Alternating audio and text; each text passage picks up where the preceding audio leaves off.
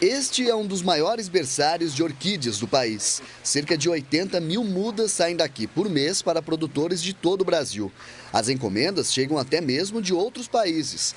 O orquidário existe há quase 60 anos e, ao longo desse tempo, investiu em diferentes técnicas para favorecer o desenvolvimento das plantas. Gerson Calori diz que, na natureza, a cada 100 mil sementes, apenas uma ou duas se desenvolvem. É por isso que, para o comércio de mudas em grande escala, o orquidário adota a fertilização in vitro. E repare que garrafas de uísque são usadas para a produção das plantas. É a única maneira de você poder ter um volume de planta e ter uma programação para o produtor e poder trabalhar com segurança. O método de produção em larga escala, utilizando garrafas de uísque, começou nos Estados Unidos na primeira metade do século passado. Hoje em dia, a técnica é utilizada principalmente na Tailândia. Gerson importa de lá cerca de 3 mil garrafas por mês, contendo de 45 a 50 mudas dentro de cada uma.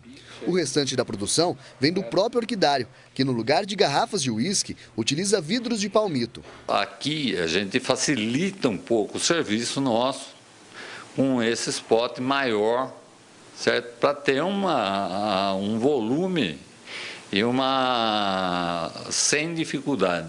O primeiro passo para a fertilização in vitro é a retirada de um broto da planta, que é preparado e depois transferido para um recipiente até começar a germinar. Logo em seguida, as mudas recém-nascidas vão para dentro da garrafa. Lá elas ficam sobre um meio de cultura formado por nutrientes, vitaminas, sais minerais e hormônios. A rolha utilizada para vedar a garrafa possui um furo e um algodão para filtrar o ar que entra.